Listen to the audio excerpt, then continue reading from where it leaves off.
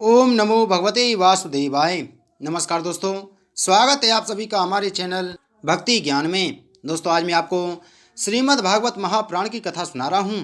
दोस्तों, पिछली कथा में हमने सुना था अनु, द्रहु, त्रवसु और यदु के वंश का वर्णन। आज की कथा में हम सुनेंगे विदर्भ के वंश का वर्णन। श्री सुखदेव जी कहते हैं, परीक्षित, राजा विदर्भ की भोज्या नाम की पत्नी से 3 पुत्र हुए, कुश, क्रथ और रोमपाद। रोमपाद विदर्भ वंश में बहुत ही श्रेष्ठ पुरुष हुए। रोमपाद का पुत्र भब्रू, भब्रू का कृति, कृति का उसिक और उसिक का चेदी। राजन, इस चेदी के वंश में ही दम घोष एवं शिशुपाल आदि हुए। कृत का पुत्र हुआ कुंती, कुंती का दृष्टि, दृष्टि का निर्वती, निर्वती का दसार और दसार का व्योम, व्योम का जीमूत, जीमूत का विकृति, विकृति का भीमरथ, भीमरथ का नवरथ और नवरथ का दशरथ हुआ। दशरथ के शकुनी, शकुनी से करम्बी, करम्बी से देवरात, देवरात से देवक्षत्र, देवक्षत्र से मधु, मधु से कुरुवश, कुरुवश से अनु हुए। अनु से पुरुहोत्र, पुरुहोत्र से आयु और आयु से सातवत का जन्म हुआ। परीक्षित, सातवत के 7 पुत्र हुए, भजमान, भजी, दिव्य, वृष्णि, देवाव्रत, अंधक और महाभोज। भजमान की 2 पत्नियां थीं, 1 से 3 पुत्र हुए, निम्लोची, किंकिन और दृष्टि। दूसरी पत्नी से भी 3 पुत्र हुए, सताजित, सहस्त्राजित और अयुताजित। देवाव्रत के पुत्र का नाम था बब्रू, और देवाव्रत और बब्रू के संबंध में यह बात कही जाती है, हमने दूर से जैसा सुन रखा था अब वैसा ही निकट से देखते भी हैं। बब्रू मनुष्यों में श्रेष्ठ हैं और देवाव्रत देवताओं के समान हैं। इसका कारण यह है कि बब्रू और देवाव्रत से उपदेश लेकर 14,065 मनुष्य परम पद को प्राप्त कर चुके हैं। सातवत के पुत्रों में महाभोज भी बड़ा धर्मात्मा था, उसी के वंश में भोजवंशी यादव हुए। परीक्षित, वृष्णि के 2 पुत्र हुए, सुमित्र और युधाजित। युधाजित के सेनी और अनमित्र, ये 2 पुत्र थे। अनमित्र से निम्र का जन्म हुआ। सत्राजित और प्रसेन नाम से प्रसिद्ध यदुवंशी निम्र के ही पुत्र थे। अनमित्र का एक और पुत्र था, जिसका नाम था सिनी। सिनी से ही सत्यक का जन्म हुआ। इसी सत्यक के पुत्र युयुधान थे, जो सात्यकी के नाम से प्रसिद्ध हुए। सात्यकी का जय, जय का कुनी और कुनी का पुत्र युगंधर हुआ। अनमित्र के तीसरे पुत्र का नाम वृष्णि था। वृष्णि के 2 पुत्र हुए, स्वफल्क और चित्ररथ। स्वफल्क की पत्नी का नाम था गांधनी। उनमें सबसे श्रेष्ठ अक्रूर के अतिरिक्त 12 पुत्र उत्पन्न हुए। आसंग, सारमेय, मृदुर, मृदुविद, गिरि, धर्मवृद्ध, सुकर्मा, क्षेत्रोपेक्ष, अरिमर्दन, शत्रुघ्न, गंधमादन और प्रतिबाहु। इनके एक बहन भी थी, जिसका नाम था सुचीरा। अक्रूर के 2 पुत्र थे, देववान और उपदेव। सफल्क के बाई चित्ररथ के प्रथु, विदुरथ आदि बहुत से पुत्र हुए, जो वृष्णि वंशियों में सबसे श्रेष्ठ माने जाते हैं। सातवक के पुत्र अंधक के 4 पुत्र हुए, कुकुर, भजमान, सुचि और कम्बलवरही। उनमें कुकुर का पुत्र वहनी, वहनी का बिलोमा, बिलोमा का कपोतरोमा और कपोतरोमा का अनु हुआ। तुम्बुरु, गंधर्व के साथ अनु की बड़ी मित्रता थी। अनु का पुत्र अंधक, अंधक का दुदुम्बी, दुदुम्बी का अरिघोत, अरिघोत का पुनर्वसु और पुनर्वसु के आहुक नाम का एक पुत्र तथा आहुक की नाम की एक कन्या हुई। आहुक के 2 पुत्र हुए, देवक और उग्रसेन।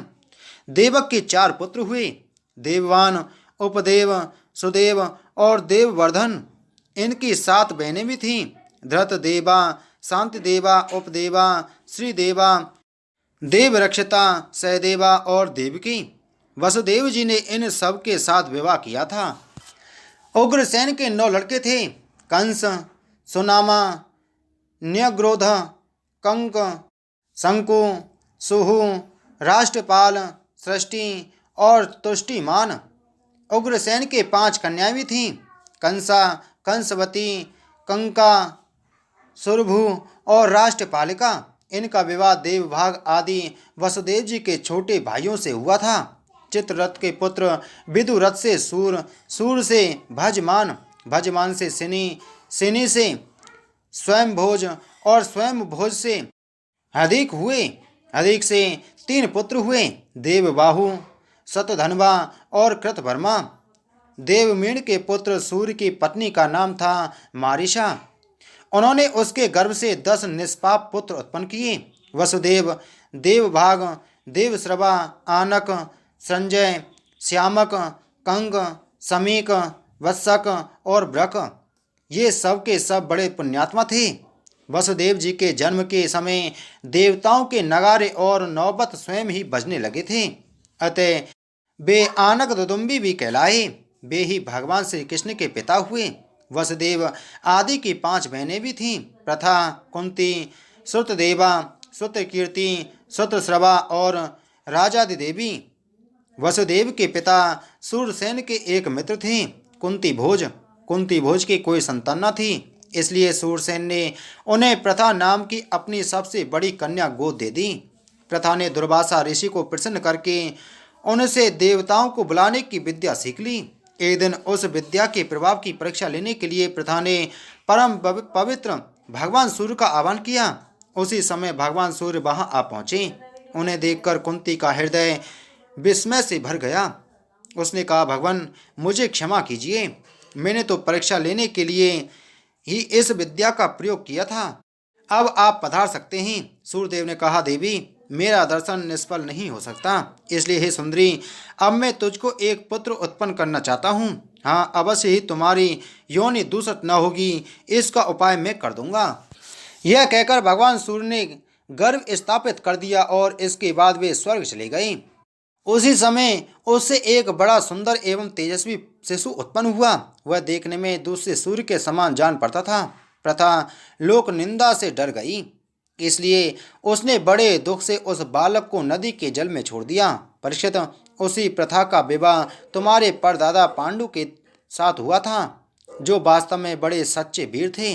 परीक्षित, प्रथा की छोटी बहन सतदेवा का विवाह कुरुष देश के अधिपति वृद्ध शर्मा से हुआ था। उसके गर्भ से दंतवक्त्र का जन्म हुआ।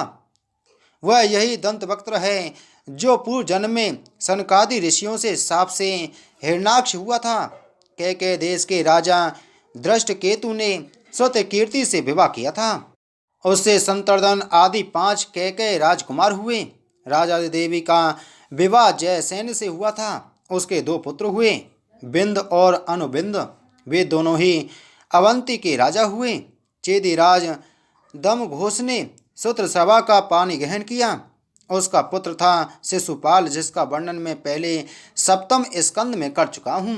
वसुदेव जी के भाइयों में से देवभाग की पत्नी कंसा के गर्भ से 2 पुत्र हुए, चित्रकेतु और बृहद्वल। देवश्रवा की पत्नी कंसवती से सुबीर और इसुमान नाम के 2 पुत्र हुए। आनक की पत्नी कंका के गर्भ से भी 2 पुत्र हुए, सत्यजित और पुरुजित। संजय ने अपनी पत्नी राष्ट्रपालिका के गर्भ से वृष और दुमर्सन आदि कई पुत्र उत्पन्न किए। इसी प्रकार श्यामक ने सूरभूमि, सूरभु नाम की पत्नी से हरिकेश और हिरणाक्ष नामक 2 पुत्र उत्पन्न किए। मिस्र केसी अप्सरा के गर्भ से वत्सक के भी ब्रक आदि कई पुत्र हुए। ब्रक ने दुर्वाक्षी के गर्भ से तक्ष, पुष्कर और साल आदि कई पुत्र उत्पन्न किए। समीक की पत्नी दुमानिनी ने भी सुमति और अर्जुन पाल आदि कई बालक उत्पन्न किए। कंक की पत्नी कर्णिका के गर्भ से 2 पुत्र हुए, ऋतधाम और जय। आनक दुदुम्बी वसुदेव जी की पौरवी रोहिणी, भद्रा, मदिरा, रोचना, इला और देवकी आदि बहुत सी पत्नियां थीं। रोहिणी के गर्भ से वसुदेव जी के बलराम, गद, सारन, दुर्मद, विपुल, ध्रुव और कृत आदि पुत्र हुए थे।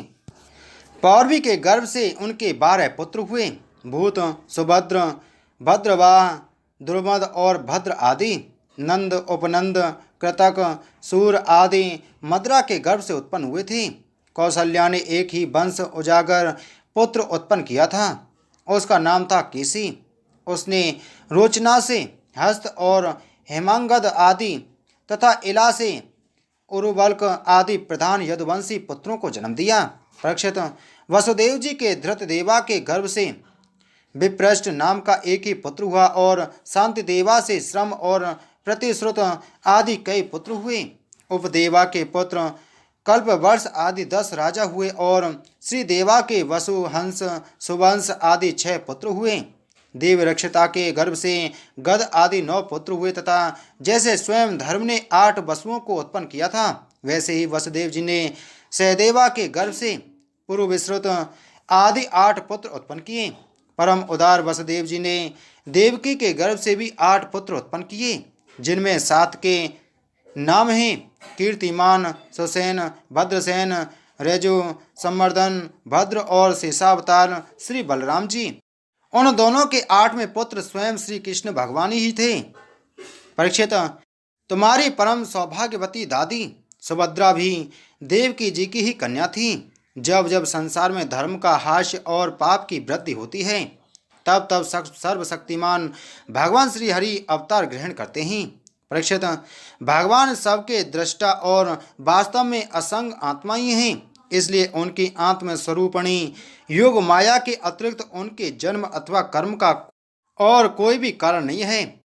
उनकी माया का विलास ही जीव के जन्म, जीवन और मृत्यु का कारण है और उनका अनुग्रह ही माया को अलग करके आत्मस्वरूप को प्राप्त करने वाला है। जब असुर ने राजाओं का वेश धारण कर लिया और कई अक्षौहिणी सेना इकट्ठी करके वे सारी पृथ्वी को रोने लगे, तब पृथ्वी का भार उतारने के लिए भगवान मधुसूदन बलराम जी के साथ अवतीर्ण हुए। उन्होंने ऐसी ऐसी लीलाएं की जिनके संबंध में बड़े बड़े देवता मन से अनुमान भी नहीं कर सकते। शरीर से करने की बात तो अलग रही, पृथ्वी का भार तो उतरा ही, साथ ही कलयुग में पैदा होने वाले भक्तों पर अनुग्रह करने के लिए भगवान ने ऐसे परम पवित्र यश का विस्तार किया जिसका गान और श्रवण करने से ही उनके दुख, शोक और अज्ञान सब के सब नष्ट हो जाएंगे। उनका यश क्या है? लोगों को पवित्र करने वाला श्रेष्ठ तीर्थ है। संतों के कानों के लिए तो वह साक्षात अमृत ही है। एक बार भी यदि कान की अंजलियों से उनका आचमन कर लिया जाता है तो कर्म की वासनाएं निर्मल हो जाती हैं। परीक्षित, भोज, वृष्णि, अंधक, मधु, सूरसेन, दसार, कुरु, संजय और पांडुवंशी वीर निरंतर भगवान की लीलाओं की आदर पूर्वक सराहना करते रहते हैं। उनका श्यामल शरीर सर्वांग सुंदर था। उन्होंने उस मनोहर विग्रह से तथा अपनी प्रेम भरी मुस्कान, मधुर चितवन, प्रसाद पूर्ण वचन और पराक्रम पूर्ण लीला के द्वारा सारे मनुष्य लोक को आनंद में सराबोर कर दिया था। भगवान के मुख कमल की शोभा तो निराली ही थी। मकराकृति कुंडलों से उनके कान बड़े कमनीय मालूम पड़ते थे। उनकी आवाज़ से कपोलों का सौंदर्य और भी खिल उठता था। जब वे विलास के साथ हंस देते तो उनके मुख पर निरंतर रहने वाले आनंद में मानो बाढ़ सी आ जाती। सभी नर नारी अपने नेत्रों के प्यालों से उनके मुख की माधुरी का निरंतर पान करते रहते, परंतु तृप्त नहीं होते। वे उसका रस ले लेकर आनंदिता तो होते ही, परंतु पलकें गिरने से उनके गिराने वाले निमि पर खींचते भी। लीला पुरुषोत्तम भगवान अवतीर्ण हुए मथुरा में वसुदेव जी के घर, परंतु वहाँ रहे नहीं। वहाँ से गोकुल में नंद बाबा के घर चले गए। वहाँ अपना प्रयोजन ग्वाल, गोपी और गौओं को सुखी करना था। पूरा करके मथुरा लौट आए। ब्रज में, मथुरा में तथा द्वारका में रहकर अनेकों शत्रुओं का संहार किया। बहुत सी स्त्रियों से विवाह करके हजारों पुत्र उत्पन्न किए। साथ ही लोगों ने अपने स्वरूप का साक्षात्कार कराने वाली अपनी वाणी स्वरूप श्रुतियों की मर्यादा स्थापित करने के लिए अनेक यज्ञों के द्वारा स्वयं अपना ही यजन किया। कौरव और पांडवों के बीच उत्पन्न हुए आपस के कलह से उन्होंने पृथ्वी का बहुत सा भार हल्का कर दिया तथा युद्ध में अपनी दृष्टि से ही राजाओं की बहुत सी अक्षौहिणी सेनाओं को ध्वंस करके संसार में अर्जुन की जीत का डंका पिटवा दिया। फिर उद्धव को आत्म तत्व का उपदेश किया और इसके बाद वे अपने परम धाम को सिधार गए। बोलो श्रीमद्भागवत महापुराण की जय। बोलो श्री कृष्णचंद्र भगवान की जय।